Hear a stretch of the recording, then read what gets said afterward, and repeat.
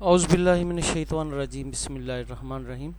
Dear students, ladies and gents, अस्सलाम वालेकुम। Doctor Rana Yusuf की तरफ से आप सबको खुश आमदीद। उम्मीद है कि आप सब खैरियत से होंगे। अल्लाह ताला हम सबको अपने हिफ्ज़ व ईमान में रखे।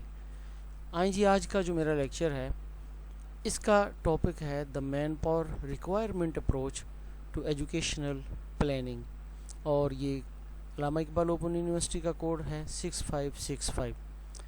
इसका यूनिट नंबर 5, इसके ऊपर हम बात करेंगे। पहले मैं ये आपको बता दूं कि फिर वही बात कि मुआशियात यानी इकोनॉमिक्स जिसको बोलते हैं, इकोनॉमिक्स मुआशियात जिसे बोलते हैं, ये क्या करता है, क्या रोल है इस सब्जेक्ट का। ये सब्जेक्ट वो है कि जो हमें अपने महदूद वसाइल के होते हुए लामहदूद मसाइल को निपटने में मदद देता है। इंसान के साथ हमेशा ये मामला रहा है कि उसके पास वसाइल थोड़े होते हैं लेकिन उसके मामलात और ख्वाहिशात बहुत होती हैं। ये हमें ये बताता है कि किस तरह से हमने अपने मुआशी मसाइल के साथ निपटना है। तो आइए जी, जब हम बात करते हैं एजुकेशनल कॉन्टेक्स्ट में बात कर रहे हैं, तो हमें आने वाले वक्त में जदीद तकाज़ों के मुताबिक माहिरीन चाहिए होते हैं, पर्सनल चाहिए मुख्तलिफ़ शोबों में काम करने के लिए। ये तो हमने भी देखा कि इस तरह से इन्वेंशंस हो रही हैं और टेक्नोलॉजिकली इतनी चेंजेस आ रही हैं कि आने वाले वक्त में हमें आगे बढ़ना पड़ता है, एजुकेशन के लिहाज से भी, टेक्नोलॉजी के लिहाज से भी और स्किल के लिहाज से भी। अब हमें ऐसे पर्सनल चाहिए आने वाले वक्त में। हम जब देखते हैं कि हमारी पॉपुलेशन भी बढ़ रही है, इंटरनेशनली तकाज़े जो हैं यानी डिमांड्स वो भी बढ़ रही हैं, तो जो लेबर का एक स्टेटस है वो भी बढ़ रहा है। तो फिर मैन पावर होती क्या है? मैन पावर ये होती है कि वो अफराद जो मखसूस पेशों को बेहतर तरीके से कर सकते हैं, जिनके पास स्किल और महारत होती है, उसको मैन पावर बोलते हैं। तो इसकी सबसे बड़ी मिसाल चाइना है कि चाइना ने अपनी मैन पावर के ज़रिए तरक्की की है। तो ये देखा जाता है कि आने वाले वक्त में 5 साल बाद, 10 साल बाद हमारी पॉपुलेशन क्या होगी, इंटरनेशनली डिमांड्स क्या होंगी, और फिर हमें पूरी दुनिया के साथ चलने के लिए किस तरह के पर्सनल चाहिए, किस तरह की मैन पावर चाहिए और कितनी चाहिए, किस किस शोबे में कितने कितने चाहिए। इसको हम बोलते हैं the man power requirement approach. और चूंकि हम कॉन्टेक्स्ट हमारा एजुकेशन है, हम एजुकेशन के बारे में बात करें, तो एजुकेशन फील्ड को चलाने के लिए हमें कितने कितने चाहिए, तो इसलिए आज का ये टॉपिक है। तो आइए जी, हम इसका आगाज़ करते हैं और देखते हैं कि क्या क्या चीज़ें हमें देखना पड़ेंगी।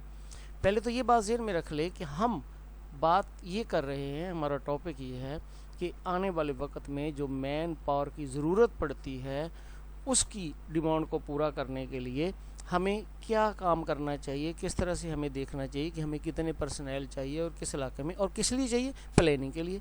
क्योंकि प्लानिंग के बगैर कोई काम नहीं चलता। तो जब भी एजुकेशन की प्लानिंग की जाती है आने वाले 2 साल 4 साल के लिए, तो उसमें एक पहलू जो होता है मैन पावर का, कि वो लोग या अफरादी क़ुव्वत जिसे हम बोलते हैं, उनकी खपत को कैसे पूरा किया जाएगा, किस मेयार के वो होने चाहिए। आइए जी, सबसे पहले इंट्रोडक्शन देखते हैं major approaches to educational planning. जब हम एजुकेशनल प्लानिंग करते हैं तो इसके अंदर जो मुख्तलिफ अप्रोचेस से मुराद वो तरीके जिनके ऊपर हम अमल करते हैं। पहला सोशल डिमांड अप्रोच। हम ये देखते हैं कि सोशल डिमांड क्या है, माशरे की डिमांड क्या है।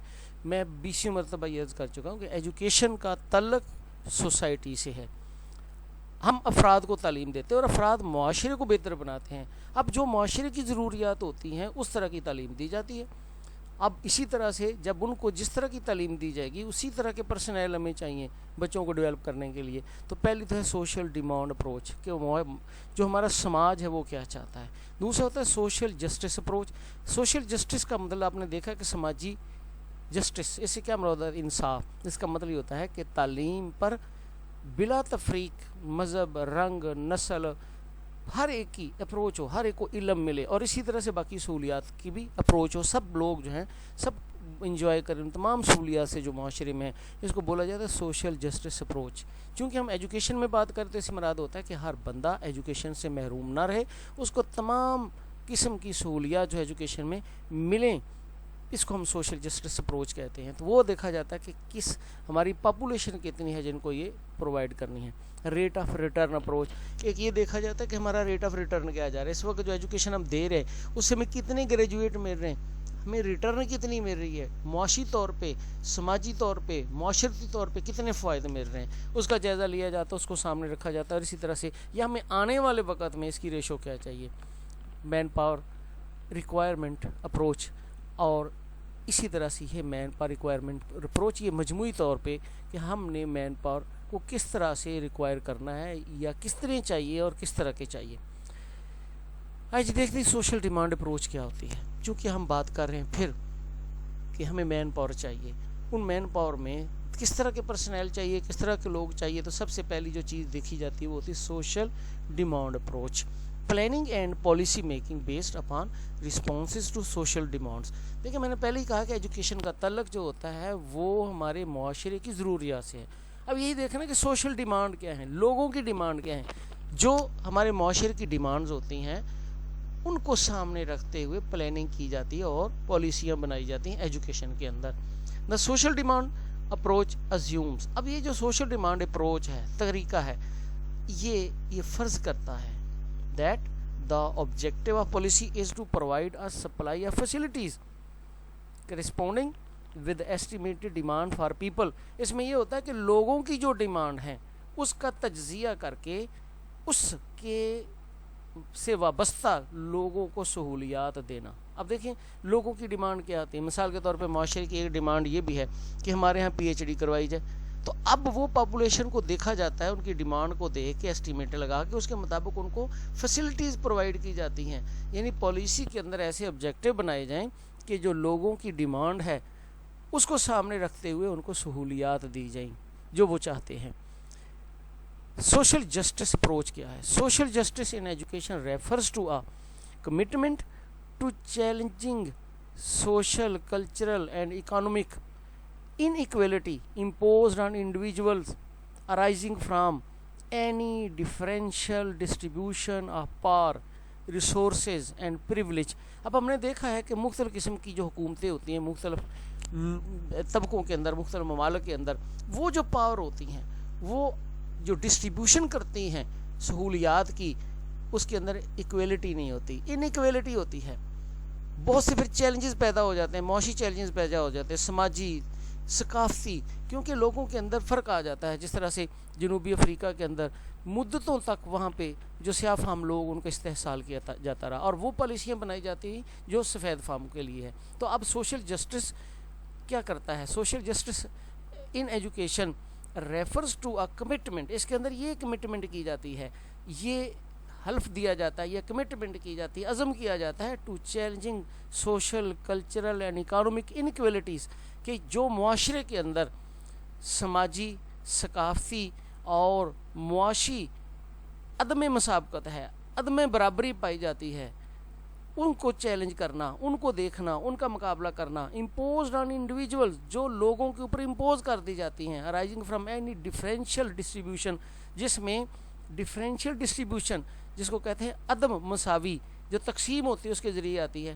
پاور کسی اقتدار سے, ریسورسز وسائل سے, اینڈ پریولیج اور استحقاق سے. ہوتا کیا ہے کہ وسائل کے اوپر چند لوگوں کا حق ڈال دیا جاتا ہے. پریولیج, استحقاق, یہ سیٹیں جو ہیں صرف ان کے لیے ہیں, یہاں پہ سے تعلیم وہ حاصل کر سکتے ہیں, یہ ریسورسز جو ہیں صرف وہ استعمال کر سکتے ہیں, جس طرح مخصوص طبقے لیے ہوتا ہے. تو معاشرے کے اندر یہ جو مخصوص پن رکھ دیا جاتا ہے خاص طبقے کو نوازنے کے لیے, اور معاشرے کے اندر معاشی, سماجی اور ثقافتی جو عدم مساوات آ جاتی ہے اس کو ختم کرنا, اس کا عزم کرنا, اس کو کہتے ہیں سوشل جسٹس. اور یہ ایجوکیشن میں سمراد کے ہر بچہ ایک جیسی, ایک جیسے اداروں میں تعلیم حاصل کرے, اس کو سوشل جسٹس کہتے ہیں. Social justice education is concerned with achieving equitable and quality education. اب اس کا مقصد کیا ہے؟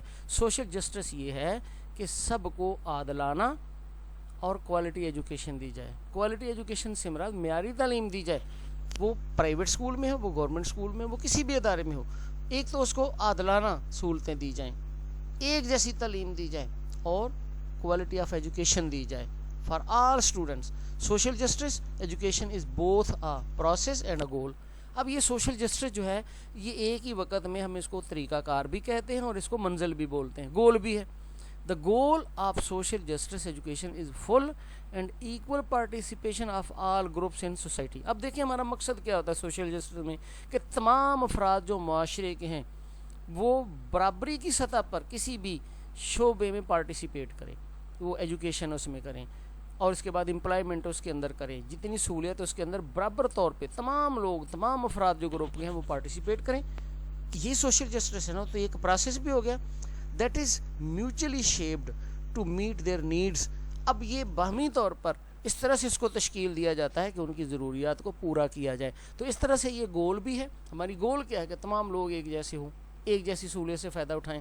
اور ہمارا سوشل جسٹس کیا ہے, وہ ایجوکیشن کیا ہے, اس کا مقصد یہ ہے کہ وہ گول حاصل کی جائے جس میں تمام افراد ایک جیسے پارٹیسپیٹ کریں تمام سہولیات کے اندر. اگر ہم دیکھتے ہیں ریٹ آف ریٹرن اپروچ, جب ہم دیکھتے ہیں یہ ریکوائرمنٹ لیتے ہیں تو ہم ان چیزوں کا جائزہ لیتے ہیں. یعنی جب ہم نے مین پاور ریکوائرمنٹ اپروچ کرنی ہے کہ مین پاور کس طرح سے لینی ہے, تو ان تمام چیزوں کو سامنے رکھتے ہیں.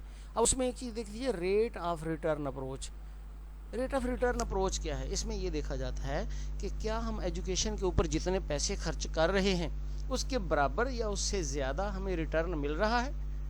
اب میرا ایک پچھلا لیکچر جو تھا چیپٹر نمبر 3 کا, یونٹ نمبر 3 کا, اس کے اندر یہ بیان کر دیا تھا کہ جو ہمیں فوائد ملتے ہیں اس کو چینج کر دیا جاتا ہے اکانومک یونٹ کے اندر, جس کی میں نے آپ کو ایک سادہ سی مثال یہ دی تھی کہ ہم کس طرح جائزہ لیتے ہیں کہ میں کیا چیز ہو رہا ہے. جب ہم ایکسپیریمنٹ کرتے ہیں تو ہمیں پتہ چلتا ہے کہ جو پبلک اسکول ہے یعنی گورنمنٹ کے اسکول ہیں وہاں پہ ایک بچے کے اوپر 500 روپیہ خرچ آتا ہے, اور 500 روپیہ وہ ہے جو ہمارے ملک کے لیے کفایت شعرانہ ہے, اکانومک ہے. یہ میں ایک ایگزامپل دے رہا ہوں. اب ہوتا کیا ہے کہ جس طرح پیک کا ادارہ ہے, بہت سے اسکول وہ جو پبلک صحیح طرح سے ٹیچر کام نہیں کر پاتے, وہاں پہ ڈراپ آؤٹ بہت زیادہ چلا جاتا ہے, ایجوکیشن کا معیار نہیں رہتا, تو اس کو پیک کو دے دیا جاتا ہے, ان کے سپرد کر دیا جاتا ہے اور ان سے طے ہو جاتا ہے. وہ اس کو سنبھالتے ہیں, وہ اس کو چلاتے ہیں.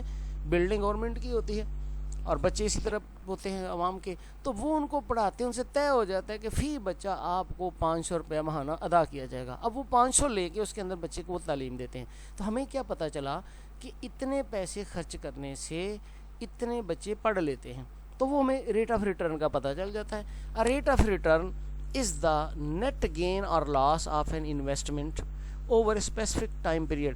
یعنی ایک خاص وقت کے لیے جو ہم انویسٹمنٹ کرتے ہیں, جو ہم سرمایہ لگاتے ہیں, اس کے اوپر ہمیں جو نیٹ نقصان یا فائدہ ہوتا ہے وہ ریٹ آف ریٹرن ہے. اس کو ریٹ آف ریٹرن اپروچ بولتے ہیں. Expressed as a percentage of the individuals investments initial cost. یہ نکالی کیسے جاتی ہے کہ اس کا ہم اندازہ لگاتے ہیں کہ جو ہم نے انویسٹمنٹ کی اور اس کے بعد ہمیں ریٹرن ملا, ان میں آپس میں کیا مماثلت ہے, کتنے پرسنٹیج وہ تھی انویسٹمنٹ اور کتنے پرسنٹیج میں ہمیں آؤٹ پٹ ملا. It can be explained as a procedure for estimating all cost involved. یہ ایک ایسا طریقہ کار ہے جس کے اندر ہم جتنی بھی کاسٹ لگتی ہے, خرچہ آتا ہے, اس کا ایسٹیمیٹ لگا لیتے ہیں. And possible profits to be derived from a business opportunity اور پرپوزل. اور پھر اس بزنس سے یا جو بزنس کا جو ہمیں موقع ملا ہے اس سے, یا جو پرپوزل ہوتی ہے ہم طے کرتے ہیں یہ کاروبار کرنا ہے, اس سے جو ہمیں ممکن فائدہ پہنچتا ہے, ان دونوں کا موازنہ. یعنی جتنی ہم پیسہ لگاتے ہیں, خرچ کرتے ہیں, کاسٹ آتی ہے اس کا, اور جو ہمیں اس سے گین ہوتا ہے یا گین ہونے کی امید ہوتی ہے, ان دونوں کا موازنہ کیا جاتا ہے. Manpower requirement approach. اب آئیں جی اس کے اوپر. Manpower requirement approach is an educational planning approach. یعنی جب ایجوکیشن کے اندر پلاننگ کی جاتی ہے, منصوبہ بندی کی جاتی ہے, تو اس کے اندر یہ ایک اپروچ ہے, طریقہ ہے, دیٹ سیز, جس کے اندر یہ کہا جاتا ہے that planning should consider human resource in all fields required for country. اس کے اندر یہ دیکھا جاتا ہے کہ پورے ملک کے اندر تمام فیلڈ کے اندر کتنے ہیومن ریسورسز چاہیے. ہیومن ریسورسز کون سے ہوتے ہیں؟ جو کام کرتے ہیں, جو پرسنل ہوتے ہیں, جن کے پاس کوالیفیکیشن ہوتی ہے اس پیشے کے متعلق, جس کے پاس سکل ہوتی ہے اس کو چلانے کے لیے. تو وہ کس فیلڈ کے لیے پورے ملک کے اندر کتنے ہیومن ریسورسز چاہیے ہوتے ہیں, یہ اپروچ ہے. Educational planning should be skilled based. اب جب ایجوکیشنل پلاننگ کی جاتی ہے تو یہ اسکلڈ بیس ہوتی ہے. یعنی ہم اسکل کے لحاظ سے دیکھتے ہیں ہمیں کتنے معمار چاہیے, کتنے کلرک چاہیے, کتنے انجینئر چاہیے. ایکسپیکٹڈ مین پاور, یعنی وہ جو متوقع مین پاور ہوتی ہے وہ اسکل بیس ہونی چاہیے, based on demand supply principle, need based. اور پھر اس کو یہ نہیں دیکھا جاتا کہ خود بخود بنا لی جاتی کہ اتنی چاہیے, بلکہ جو ایک اصول ہے ڈیمانڈ اینڈ سپلائی کا, اس کو سامنے رکھا جاتا ہے. اس کی بنیاد کے اوپر کتنی ضرورت ہے, اس کی بنیاد کے اوپر اس کو طے کیا جاتا ہے کہ کتنے ہمیں پرسنل چاہیے. اب یہ ڈیمانڈ اینڈ سپلائی کیا ہوتا ہے؟ ڈیمانڈ اینڈ سپلائی دیکھیں یہ بہت ایک ایسی ریشو ہے اکنامکس کے اندر کہ جو بہت زیادہ ہماری معیشت کے اوپر اثر ڈالتی ہے. مثال کے طور پہ یہ ہوتا ہے کہ جب مارکیٹ میں کسی چیز کی ڈیمانڈ بڑھ جاتی ہے, مانگ بڑھ جاتی ہے, تو اگر پیچھے سے سپلائی نہ دیں تو اس کی قیمتیں بڑھ جاتی ہیں، تو معیشت کے اوپر منفی اثر پڑتا ہے۔ اگر بروقت سپلائی دے دی جائے تو قیمتیں نیچے آ جاتی ہیں۔ تو اس کا تعلق یہ ہوتا ہے کہ قانون بھی ہے جس کو ہم قانون طلب کہتے ہیں یا قانون رسد بولتے ہیں، وہ کہتے ہیں کہ اگر مارکیٹ میں چیزیں بڑھ جائیں تو ان کی رسد بھی بڑھ جاتی ہے، اور اگر مارکیٹ میں چیزیں کم ہو جائیں اگر مارکیٹ میں قیمت بڑھ جائے تو اس کی رسد بھی اس چیز کی بڑھ جاتی ہے، سپلائی بھی بڑھ جاتی ہے، اور اگر قیمتیں کم ہو جائے تو سپلائی بھی کم ہو جاتی ہے۔ اب دوسرے اس کو یوں بھی دیکھتے ہیں، رسد کا قانون، سپلائی کا قانون، کہ اگر کسی چیز کی کمیڈیٹی کی سپلائی مارکیٹ میں بڑھ جائے تو اس کی قیمت نیچے آ جاتی ہے، اور اگر سپلائی کم کر دیں تو قیمت بڑھ جاتی ہے۔ اسی کے اوپر معیشت کا دار و مدار ہے نا۔ اس کو سامنے رکھا جاتا ہے کہ آنے والے وقت میں کیا کیا چیزیں جو ہیں وہ اہمیت کی حامل ہوں گی۔ آبادی کے لحاظ سے آبادی بھی بڑھ گئی، لوگوں کا فیشن بھی بڑھ سکتا ہے، لوگوں کا ٹرینڈ بھی بڑھ سکتا ہے، تو کتنی مین پاور چاہیے، اس کو سامنے رکھا جاتا ہے۔ مین پاور فورکاسٹنگ، اب یہ جو مین پاور کتنے چاہیے فورکاسٹ کرنا، اس کے بارے میں پہلے سے طے کر لینا یا پیشن گوئی کرنا، وہ کیا ہے؟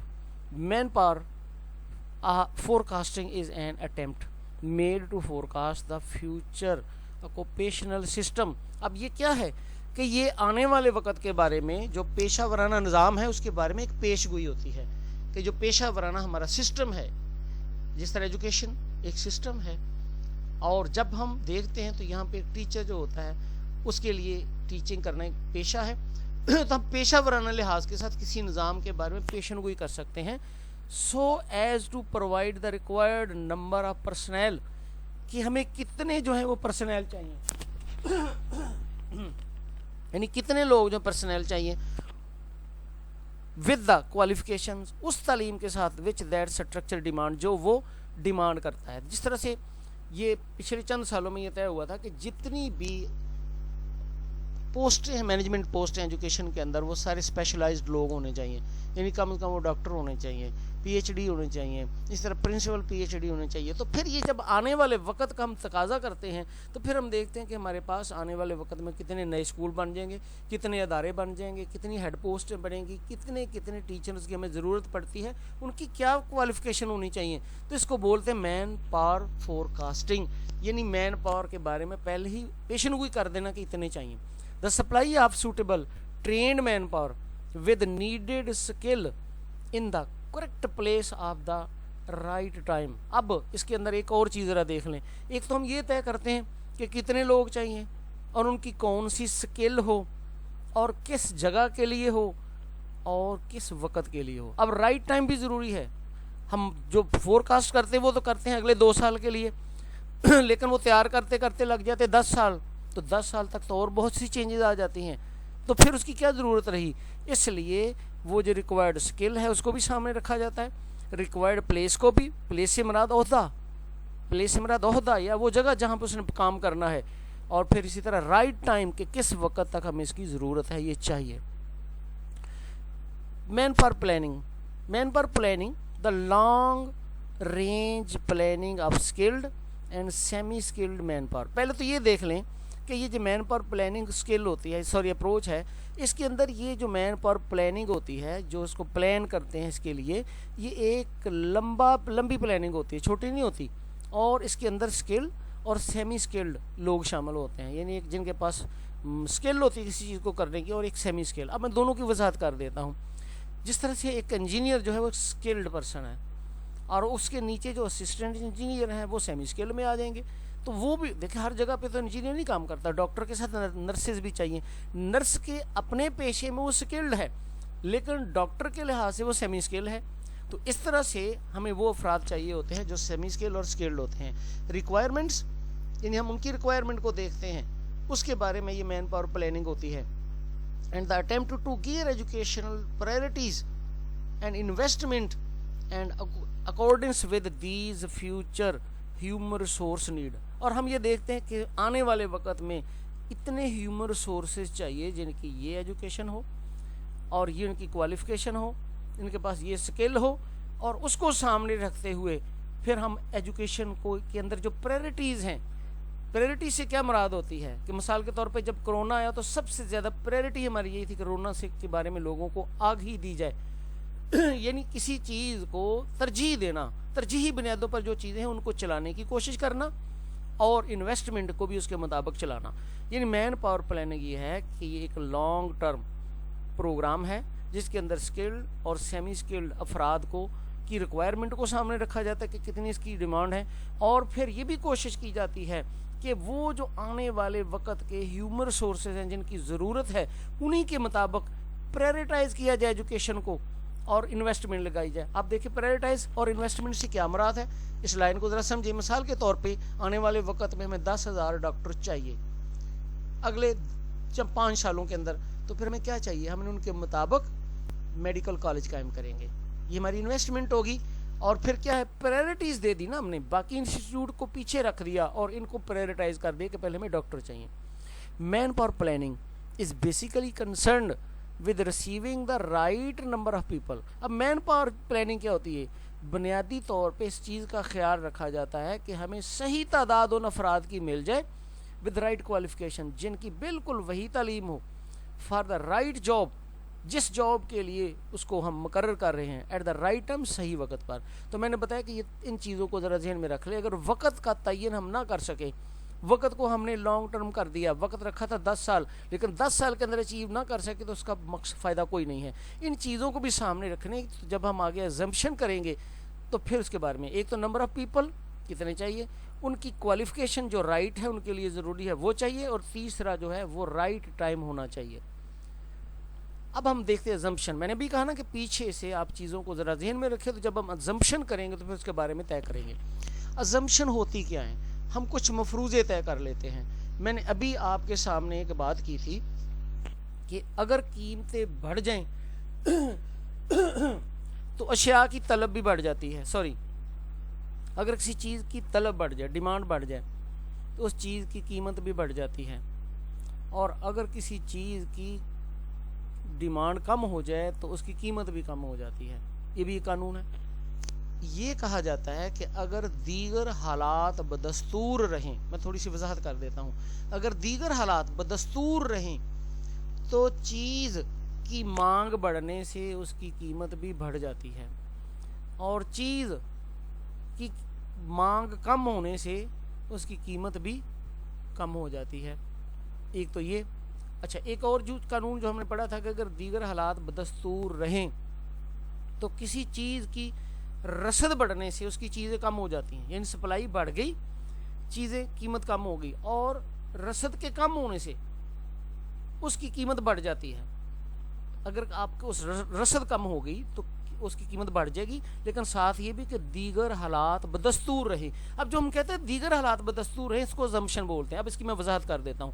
قانون تو یہ ہے کہ جس چیز کی رسد بڑھ گئی مارکیٹ کے اندر، اس کی قیمت ڈاؤن ہو گئی، مارکیٹ میں زیادہ ہوگی، قیمت ڈاؤن ہو گئی. لیکن جب اس کی رسد کم ہو گئی، سپلائی کم ہو گئی، تو قیمت بڑھ گئی. ایسے ہی نا؟ لیکن ذرا سوچئے گا، یہ ہے جب حالات بدستور ایک جیسے رہیں. لیکن مثال کے طور پہ جب ہم دیکھتے ہیں کہ جب موسم سرما آتا ہے اور دھند پڑتی ہے، سردی بہت زیادہ بڑھ جاتی ہے، یا وہ علاقے جہاں پہ سردی بہت زیادہ ہوتی ہے، تو وہاں پہ مارکیٹ کے اندر سردیوں میں وول کے کپڑے جتنے مرضی آ جائیں، جتنی مرضی سپلائی بڑھ جائے، لیکن اس کی قیمت ڈاؤن نہیں ہوتی. اور اگر موسم گرما آ جائے تو پھر بھی اس کا اثر الٹ پڑتا ہے. الٹ کا مطلب یہ ہوتا ہے کہ بے شک اس کی رسد بھی کم کر دی جائے لیکن اس کی قیمت نہیں بڑھتی، کیونکہ لوگوں کو چاہیے نہیں ہوتا. اور بعض اوقات آپ نے یہ بھی دیکھا ہے کہ کسی چیز کا فیشن بدل جائے تو اس چیز کی سپلائی کو کم بھی کر دینے سے وہ لوگ نہیں خریدیں گے، کیونکہ اس کا فیشن نہیں رہا. اور اگر کسی چیز کا فیشن آ جائے تو اس کی سپلائی کو بڑھا بھی دیا جائے، دوگنا بھی کر دیا جائے، تو نہیں ملتی. یا اگر کوئی اور حالات پیدا ہو جائے، مثال کے طور پہ ایک جڑی بوٹی سنا مکی، جب یہ کرونا پھیلا تو کسی نے کہہ دیا کہ سنا مکی کا کہوا پینے سے انسان ٹھیک ہوتا ہے. تو ہوا کیا کہ لوگوں نے دوسرے پتے شتے ملا کے اس کو سنا بوٹی بنا دیا، اور ہوا کیا کہ وہ مارکیٹ میں بہت زیادہ آ جانے کے باوجود بھی اس کی قیمت آسمان کی طرف چلے گی، اور اب اس کی ضرورت نہیں ہے تو بے شک اس کی رسد جتنی مرضی کم کر دے وہ مہنگی نہیں ہوگی. اس کا مطلب یہ ہوتا ہے کچھ حالات، اس کو بولتے ہیں ایزمپشن. اگر assumption ہے تو ان کو بھی سامنے رکھنا پڑے گا. پہلی assumption کیا ہے؟ the elasticity of substitution be between different types of educated manpower is equal to 0 or near 0. دیکھیں ہم بات کر رہے ہیں پرسنل کی کہ ہمیں مین پاور چاہیے آنے والے وقت میں، ان کی خاص کوالیفیکیشن ہو اور خاص وقت تک ہمیں چاہیے.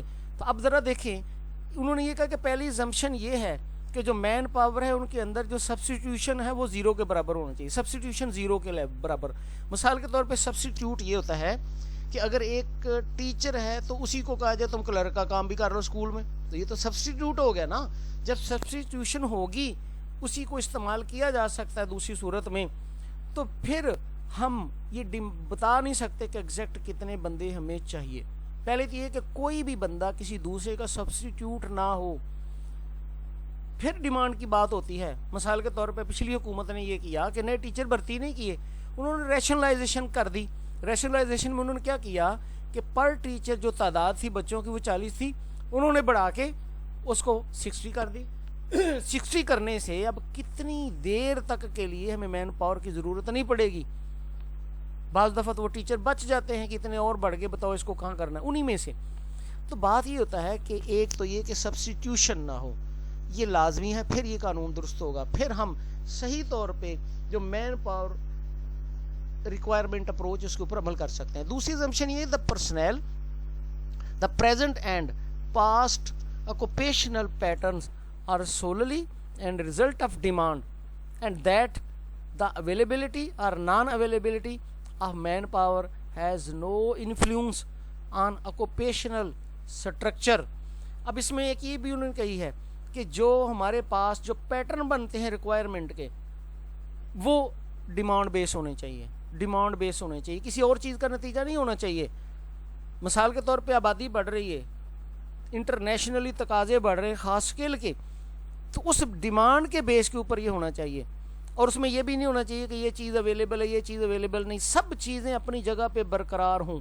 مثال کے طور پہ بھی ہم نے سپلائی کی، میں وہ وضاحت کے لیے وہ قانون کو ساتھ ساتھ لے کے جا رہا ہوں کہ سپلائی بڑھنے سے قیمتیں کم ہو گئی اور سپلائی کم ہونے سے قیمتیں بڑھ گئی. یہی ہے نا. اب مثال کے طور پہ قیمتیں بڑھ جاتی ہیں لیکن پیچھے ہمارے پاس سپلائی اویلیبل نہیں ہے، ہم کہاں سے لا کے دیں گے؟ ہمارا کارخانہ ہی اتنا ہے کہ وہ چیزیں ہم جتنی بناتے ہیں اتنی بڑھا رہے ہیں. بے شک قیمت بھی بڑھ جائے پھر اس کی سپلائی نہیں بڑھے گی کیونکہ ہمارے پاس اویلیبلٹی نہیں ہے. ایک تو اس کے اندر assumption یہ بھی ہے کہ کسی چیز کے بارے میں یہ نہ ہو کہ ہم یہ تو ہمارے پاس اویلیبل ہی نہیں ہے. تو اگر وہ اویلیبل ہی نہیں ہے تو پھر آپ کس طرح عمل کر سکتے ہیں؟ وہ اویلیبل بھی ہونا چاہیے. اور دوسرا کوئی اور چیز نہیں ہونی چاہیے، وہ ڈیمانڈ بیس ہونے چاہیے. ڈیمانڈ بیس ہونے چاہیے کہ کتنی ڈیمانڈ ہمیں آنے والے وقت میں، اس کی کوئی اور ریزن نہیں ہونی چاہیے. اس کے ساتھ ساتھ جو تیسرا پوائنٹ ہے وہ during the planning period all relative prices wages and salaries will remain constant. اب یہ بھی ہے کہ ان کی سیلری ویجز جو ہے وہ ایک جیسی رہنی چاہیے جب ہم پلاننگ کرتے ہیں. مثال کے طور پہ آج آپ نے پلاننگ کی اور آج سیلری اور تھی، دوسرے دن سیلری بڑھ گئی. جس طرح آئے دن آج گھی کی قیمتوں کا پتہ ہی نہیں چل رہا، پیٹرول کی قیمت کا پتہ ہی نہیں چل رہا، تو کیسے پلاننگ کریں گے؟ اس لیے وہ ویجز بھی ایک جیسی رہنی چاہیے. ان کی بیس کے اوپر ہی تو پلاننگ کرنی ہے نا کہ کتنے لوگ چاہیے، کتنی انویسٹمنٹ ہوگی، کتنے ہمیں اس کے اوپر دیگر وسائل صرف کرنا پڑیں گے. It is possible to ascertain the optimum amount of education for achieving specific growth rate. دیکھیں ہم نے جو گروتھ ریٹ ہوتی ہے وہ تو دیکھتے اسی طرح سے ہیں کہ ہمیں کتنا خرچ کرنے سے کتنا ملا، لیکن اگر وہ آنے والے وقت میں وہ بڑی تیزی سے بڑھ جاتا ہے یا جب آپ پلاننگ کر رہے ہیں تو اس پلاننگ کے دوران، ہاں بعد میں اگر ان ایکسپیکٹڈ بڑھ جاتا ہے تو اس کی اور بات ہے، لیکن جب پلاننگ ہو رہی ہوتی ہے تو تب چیزوں کی قیمتیں نہیں بدلنی چاہیے، یعنی ان کی ویجز نہیں بدلنی چاہیے، جو ہمیں مین پاور چاہیے ان کی جو سیلریز ہے اس کے اندر فرق نہیں آنا چاہیے، جو فلیکچویشن وہ نہیں ہونی چاہیے. اس کے ساتھ ساتھ ہے MRA یعنی manpower requirement approach foresees the future occupational structure of personnel with a qualification. اب یہ ہوتا ہے کہ یہ مین پاور ریکوائرمنٹ اپروچ یہ ہوتا ہے، اس کے اندر ہی تو ہم قبل از وقت اس چیز کا جائزہ لیتے ہیں پیشہ ورانہ سٹرکچر کے اندر. جو پیشہ ورانہ سٹرکچر ہے، جو ڈھانچہ بنا ہوا ہے، اس کے اندر کس طرح کے پرسنل چاہیے اور ان کی کیا تعلیم ہونی چاہیے. وچ دیٹ سٹرکچر ڈیمانڈ، جو وہ ڈھانچہ ڈیمانڈ کرتا ہے. اب ڈھانچے سے کیا مراد ہے؟ مثال کے طور پہ اگر آپ ایک ہائی اسکول کو دیکھتے ہیں تو وہاں پر سٹرکچر ایک ہیڈ ٹیچر ہے، اس کے بعد ٹیچرز ہیں، پھر وہاں پہ درجہ چہارم کے وہ لوگ ہیں یا کلرک ہیں یا دوسرے لائبریرین ہیں، وہاں پہ لیبارٹری والا ہے. تو یہ سارے چیزیں ہیں، یہ ساتھ مل کے ہیں. تو وہ دیکھنا ہے کہ کسی بھی ڈھانچے کے لیے وہ کس طرح کے پرسنل چاہیے جو وہ ڈیمانڈ کرتا ہے اور کس طرح کی تعلیم چاہیے. The pace of change in technology and labour productivity during the plan period is predictable. اب جب پلان کرتے ہیں نا تو آپ کو پہلے سے پتہ چل رہا ہوتا ہے کہ کتنی چینجز آ رہی ٹیکنالوجی کے اندر. اور لیبر پروڈکٹیوٹی یعنی جب ہم ان کی کوالیفیکیشن بہتر کریں گے، اسکل بہتر کریں گے، تو پروڈکٹیوٹی کیا اثر پڑے گا اور اس سے جو ہمارا گروتھ ریٹ ہے وہ کس قدر بڑھے گا. یہ پریڈکٹیبل ہے، اس کے اوپر ہم پریڈکشن کر سکتے ہیں. یعنی جب ہم کر سکتے ہیں تو تبھی ریکوائرمنٹ کرتے ہیں نا. ہمیں پہلے پتہ ہوتا ہے کہ یہ جو ایک سیکوینس میں ہم نے دیکھا ماضی کے اتنے سالوں کے اندر کہ یہ کوالیفیکیشن بڑھنے سے ایسا ہوا، اسکل بڑھنے سے اتنی جو ہے ہمارا گروتھ ریٹ بہتر ہوا ہے، تو آنے والے وقت میں ایسا کریں گے تو اتنا بہتر ہوگا. یہ ازمپشن ہے کہ ہمیں اس کا پتہ ہونا چاہیے. آگے ہم دیکھتے ہیں method of manpower four casting.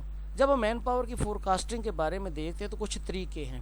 تو طریقے کون سے ہیں؟ پہلا ہے evaluation of Mediterranean regional project, یعنی بحیرہ روم کے علاقے کے جو پروجیکٹ ہیں ان کا موازنہ کرنا. اب یہ کیا ہے؟ جو بحیرہ روم کے علاقے کے میڈیٹرینین ریجنل ہیں، اس وہاں پہ جو کنٹریز ہیں اس کا موازنہ عام طور پہ ویسٹرن کنٹریز سے کیا جاتا ہے.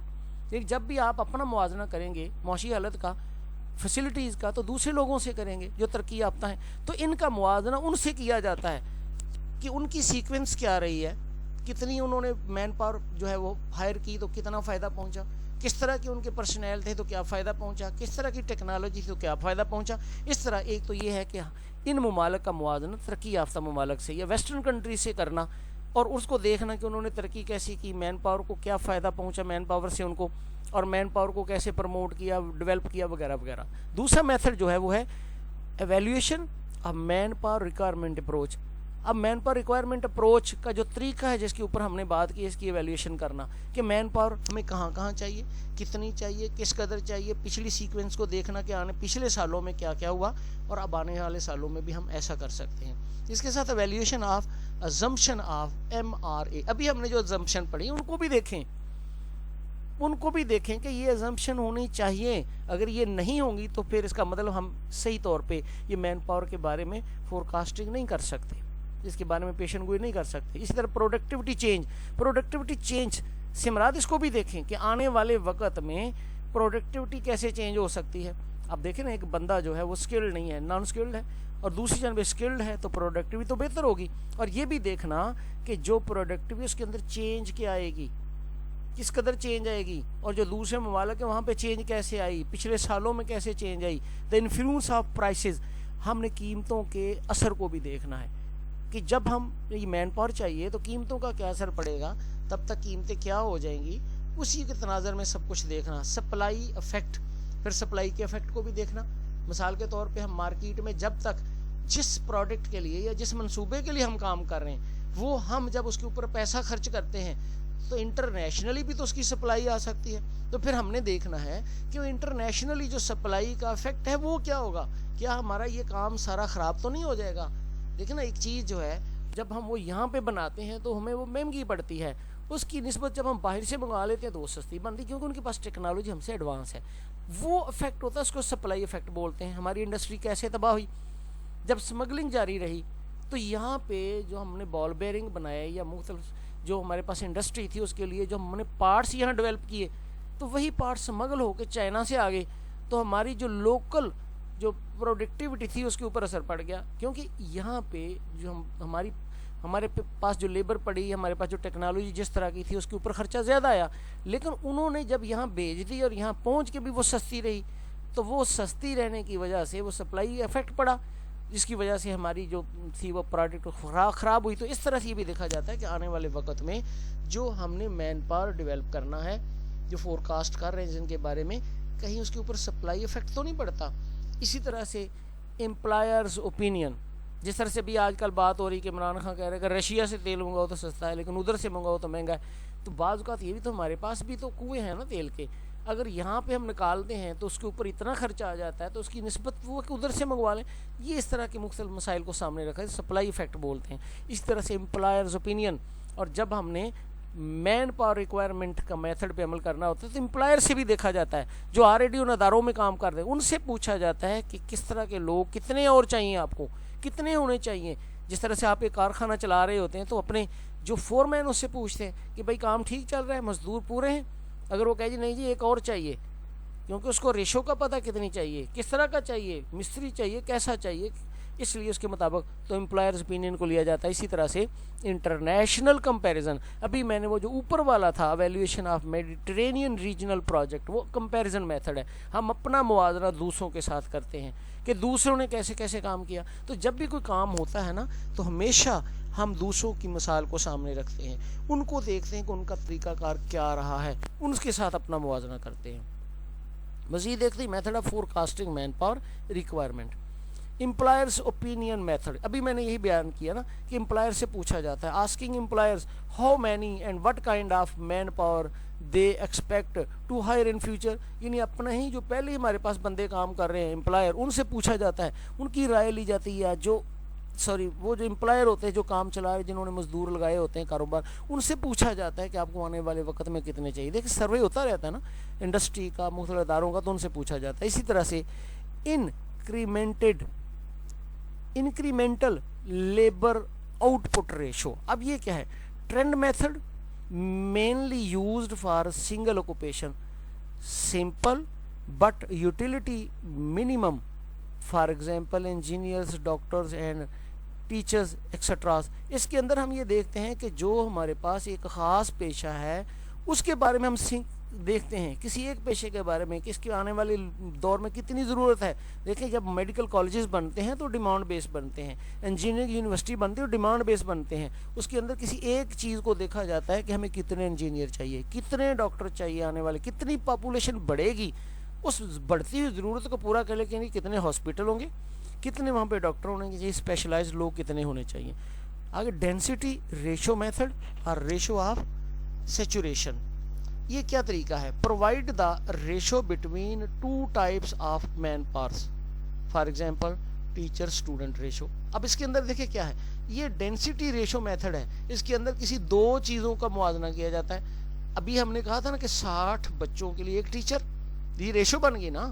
تو جب ہم دیکھیں گے کہ آنے والے وقت میں ہمارے بچے کتنے ہوں گے، ان کے لیے کتنے سکول بنیں گے، اور اگر اتنے بچے ہیں تو اتنے بچوں کو اگر ہم ریشو دیکھیں کہ 60 بچوں کے لیے ایک ٹیچر، تو پھر جب اتنے بچے ہو جائیں گے، اتنے لاکھ ہو جائیں گے، تو پھر کتنے ٹیچر چاہیے.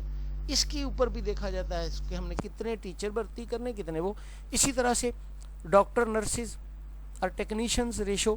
جس طرح ڈاکٹر تو ہوتا ہے، ڈاکٹر کے ساتھ تو نرس ہی کام کرتی ہے نا. تو یہ بھی دیکھا جاتا ہے کہ ہماری پاپولیشن اتنی بڑھ رہی ہے، اگر ہمیں 5 ڈاکٹر چاہیے تو 5 ڈاکٹر کے ساتھ کتنے اسسٹنٹ چاہیے، نرسز کتنے چاہیے، ٹیکنیشینز کتنے چاہیے. تو اس طرح سے بھی ریشو نکال لیتے ہیں. جس طرح عام بات کی جاتی ہے بھی ایک مستری کے لیے 2 مزدور چاہیے، یہ ہماری ریشو ہوتی ہے نا. ہم دیکھ لیتے ہیں کہ آج گھر کو ہم نے تعمیر کرنا ہے اور یہ ہم نے اتنے میسن لگائے ہیں، 4 معمار لگائے ہیں، تو ایک معمار کے پیچھے 2 مزدور ہونے چاہیے، تو ریشو نکال لیتے 8 چاہیے. تو اس طرح سے 2 چیزوں کا موازنہ جو آپس میں ریلیٹڈ ہوتے ہیں اس کو بولتے ہیں ڈینسٹی ریشو میتھڈ اور ریشو آف سیچوریشن. آگے ہم دیکھتے ہیں international comparison method. There exist a world manpower growth path. ہمیں دنیا سے بڑے مین پاور گروتھ کا پتہ چل جاتا ہے، چائنا نے کیسے ترقی کی، رشیا نے کیسے کی. Use time series in advance countries to help the forecast of manpower in developing countries. اب ہم ان کی ٹائم سیریز کو چیک کر سکتے ہیں کہ وقت کے ساتھ ساتھ انہوں نے کیا کیا تبدیلیاں کی. وہ ٹائم سیریز ہے نا، اس کو ہم دیکھتے ہیں کہ اس میں انہوں نے کیسے کیسے تبدیلی کی، اور اسی طرح اگر ہم پاکستان کے اندر یا ڈیولپنگ کنٹریز کے اندر کریں تو کیسے فائدہ پہنچے گا. Method of forecasting manpower requirement. تو method of forecasting manpower requirement کے اندر یہ کام کیا جا سکتا ہے کہ ہم اپنا موازنہ دوسروں سے کرتے ہیں. اب ہم دیکھتے ہیں فلاس، کچھ خرابیاں بھی آ سکتی ہیں مین پاور اپروچ کے اندر. وہ کون سے ہیں؟ نمبر 1 ہے وہ ہے انسرٹنٹی آف لیبر پروڈکٹیوٹی. بعض اوقات ہم یہ تخمینہ لگاتے ہیں کہ یہ اسکل دی تو یہ پروڈکٹیوٹی ملے گی، لیکن اصل میں اس میں غیر یقینی صورتحال ہوتی ہے، ہمیں کوئی پتہ نہیں ہوتا. بعض اوقات وہ غیر یقینی صورتحال ہوتی ہے کہ آنے والے وقت میں وہ ہمیں اس طرح سے پروڈکٹیوٹی نہیں دیتے جس طرح سے ہمیں یقین ہوتا ہے. سادہ سی مثال ہے، جب آپ ایک مستری اڈے سے لے آتے ہیں، آپ نے اس کو دیکھا بالا نہیں ہے تو ایکسپیکٹڈ چیز ہوتی نہیں یہ کام کرے گا، لیکن وہ کام نہیں کرتا. اس طرح سے اس کی پروڈکٹیوٹی نہیں ہے جس طرح سے پہلے کوئی بندہ آپ کے پاس کام کر چکا ہوتا ہے. تو اسی طرح سے ہمیں یہ بھی بعض دفعہ یہ غیر یقینی صورتحال ہوتی ہے کہ یہ پروڈکٹیوٹی بہتر ہوگی یا نہیں. Uncertainty of labour future. اب لیبر فیوچر کے بارے میں بھی غیر یقینی صورتحال ہے. وہ غیر یقینی صورتحال کیا ہے میں وہ بھی تھوڑا سا مختصری بیان دیتا ہوں مثال کے ذریعے. مثال یہ کہ ایک وقت تھا جب ہم چھوٹے تھے تو گھڑی چابی والی ہوتی تھی, گھڑی کو چابی دی جاتی تھی, اور ایک ریڈیو. یہ دو چیزیں اس وقت کی. ایک اور تیسری چیز جو تھی سائیکل, بائیسیکل. اس وقت ہر بندے کے پاس سائیکل نہیں ہوتی تھی, نہ کوئی وہ افورڈ کرتا تھا. ہر بندے کے پاس گھڑی نہیں ہوتی تھی, جو گھڑی باندھ لیتا تھا اس کو لوگ دیکھتے تھے. اور اسی طرح سے جو میں نے بات کی ہے گھڑی کی ہے, میں نے بائیسیکل کی ہے, ریڈیو بھی فخر سے لوگ پکڑ کے باراتوں کے ساتھ جایا کرتے تھے. اب یہ 2-3 چیزیں ایسی تھیں, لوگوں نے سوچا کہ یہ آنے والے وقت میں تو یہ انڈسٹری ہے, یہ کبھی ختم نہیں ہو سکتی. انہوں نے فیوچر کو نہیں دیکھا, بچوں کو اس کام پہ لگا دیا کہ ریڈیو بنانا سیکھ لو, گھڑی بنانا سیکھ لو, یہ کر لو. اور واقعی وہ جو ابتدا میں لوگ ہیں انہوں نے بڑا پیسہ کمایا. لیکن جیسی ٹیکنالوجی بدلی, ریڈیو جو ہے وہ موبائل میں چلا گیا, اور اسی طرح سے وہ جو گھڑی چابی والی تھی وہ چینج ہو کے الیکٹرانک گھڑیاں آ گئی جو 25 روپے میں مل جاتی تھی, اور جب خراب ہوئی تو اس کو پھینک دیا. وہ خراب ہی نہیں ہوتی تھی, واٹر پروف بھی ہوتی تھی. اور اس کے ساتھ ساتھ جو تیسری چیز تھی بائیسیکل, اس کا رواج ہی نہ رہا, وہ ختم ہو گیا. آج تو کوئی بائیسیکل کا پنچر لگانے والا سیپریٹ نہیں ملتا ہمیں. اول تو سڑک کے اوپر جائے تو بائیسیکل چلانے والا ہی کوئی نہیں ملتا. تو اس کا کیا مطلب ہوتا ہے؟ اس کو بولتے ہیں انسرٹنٹی آف لیبر فیوچر. آپ نے وہ جو لیبر تیار کی ہے اس کے فیوچر کے بارے میں بھی کوئی پتہ نہیں کہ 10 سال بعد آپ نے اتنے یہ بنانے, لیکن مارکیٹ کے اندر اس کا متبادل آ جائے. اس طرح سے اگنورنگ کاسٹ کنسیڈریشن.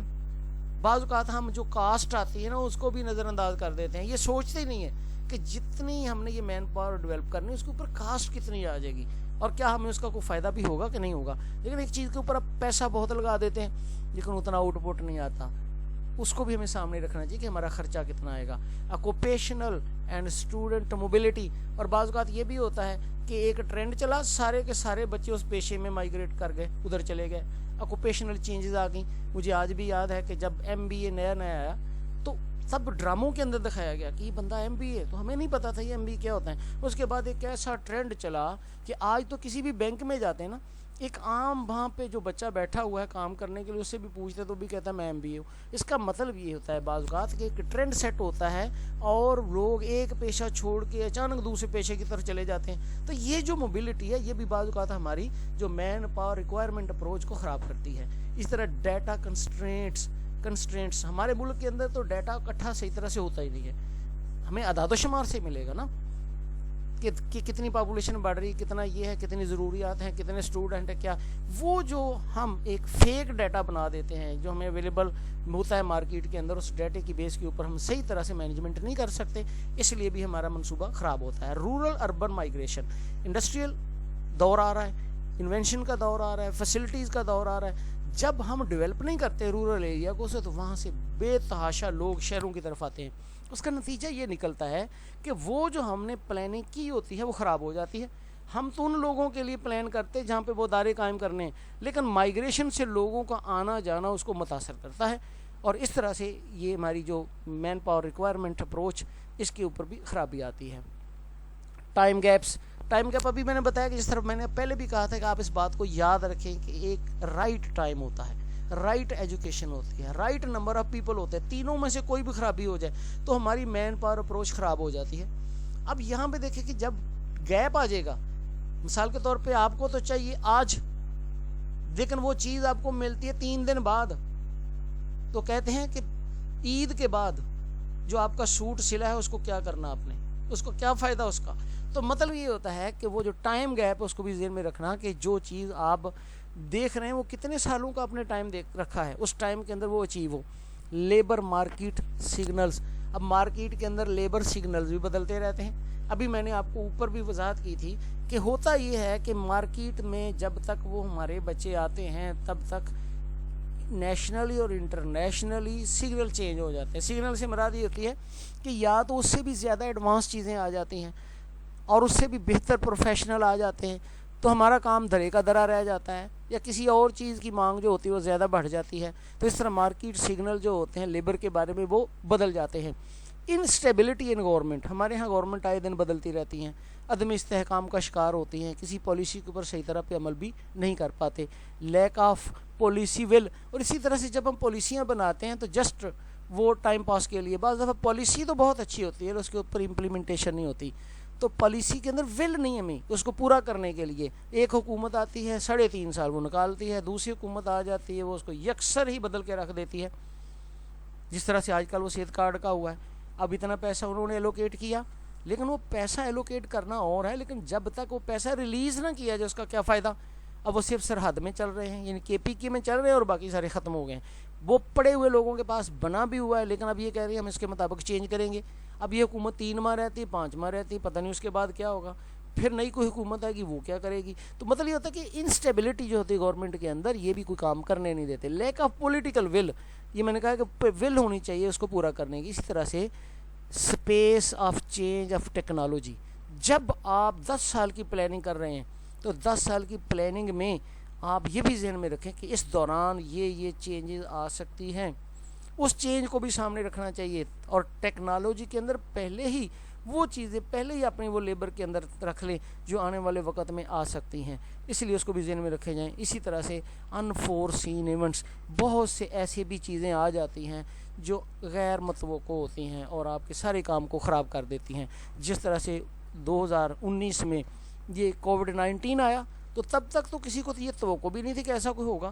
چائنا سے شروع ہوا، چھوٹی موٹی ہم بھی خبریں پڑھتے تھے اور کہتے تھے یہ چائنا تک ہی رہے گا، ہنوز دلی دور است، کبھی دلی بہت دور ہے، لیکن اس نے پوری دنیا کو اتنی تیزی کے ساتھ لپیٹ میں لیا کہ بہت سے پروجیکٹ زمین بوس ہو گئے، بہت سی نئی انڈسٹریز نے جنم لے لیا، بہت سے لوگوں نے فائدہ بھی لیا، بہت سے لوگوں نے لاس بھی کیا. تو اس طرح سے بعض اوقات جو انفورسین ایونٹس آ جاتے ہیں جس کے بارے میں ہماری توقع نہیں ہوتی، تو بہت سے نقصانات ہو جاتے ہیں.